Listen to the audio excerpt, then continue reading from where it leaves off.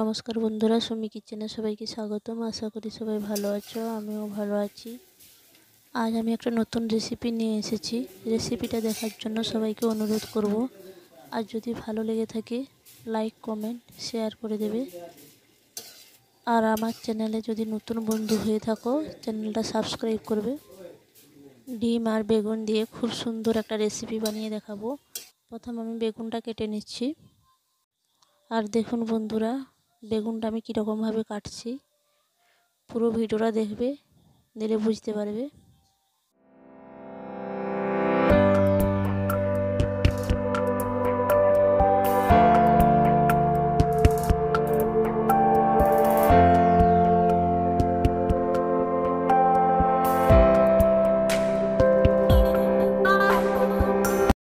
তো বেগুনটা আমার কাটা হয়ে গেছে। এখন আমি বেগুনের মাঝখান থেকে চাকু দিয়ে কিছুটা অংশ কেটে বের করে নিচ্ছি।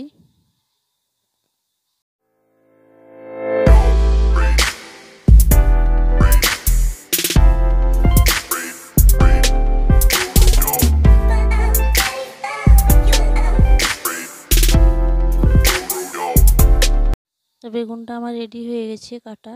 এখন আমি মশলা নিয়েছি, দেখো, একটা পেঁয়াজ কুচি, ধনেপাতা কুচি আর কাঁচা লঙ্কার কুচি, দুটো ডিম নিয়েছি। ডিমগুলো ভেঙে নিচ্ছি।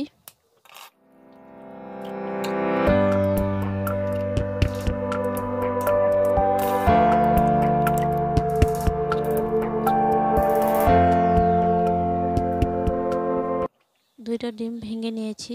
এখন আমি দিয়ে দিচ্ছি ধনেপাতা কুচি, পেঁয়াজ কুচি, কাঁচা লঙ্কার কুচি আর সামান্য পরিমাণ লবণ।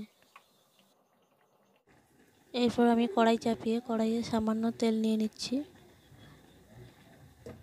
বেগুনটা আমি নুন হলুদ মাখিয়ে কড়াইয়ে দিয়ে দিচ্ছি একটা একটা করে।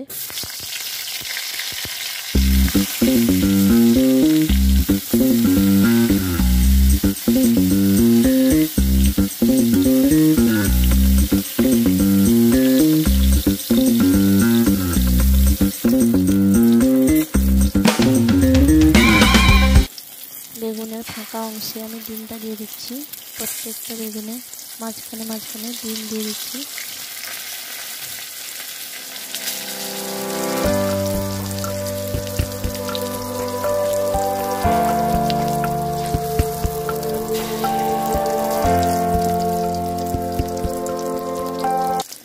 এই পাশটা 2 থেকে 3 মিনিট ভেজে নেওয়ার পরে আমি আরেক পাশ উল্টিয়ে নিচ্ছি।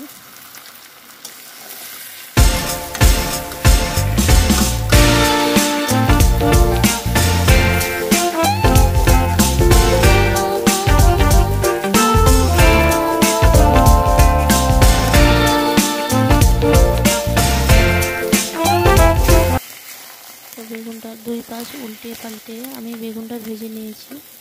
আমার ভাজা হয়ে গেছে, দেখুন কত সুন্দর লাগছে দেখতে।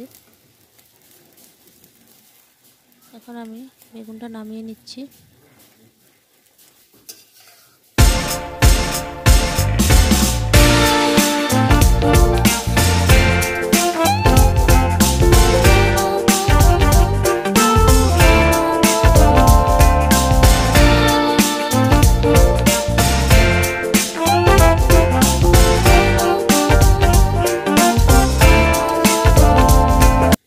তো আমার সবগুলো বেগুন একসঙ্গে ভাজা হয়নি, দুটো বেগুন থেকে গেছে।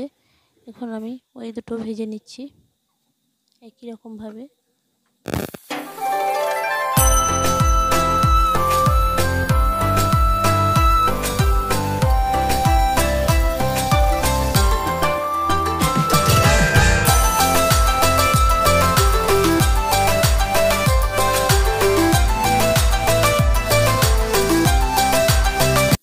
দেখুন বন্ধুরা, এগুলোও ভাজা হয়ে গেছে। এখন আমি নামিয়ে নিচ্ছি। আর দেখুন, আর সত্যি বন্ধুরা, এরকমভাবে বাড়িতে বানিয়ে দেখো, গরম ভাতের সঙ্গে খুব সুন্দর লাগবে খেতে। আশা করি ভিডিওটা ভালো লাগবে। ভালো লেগে থাকলে আমার সাথে থাকবেন, সাপোর্ট করবেন। অনেক অনেক ধন্যবাদ সবাইকে।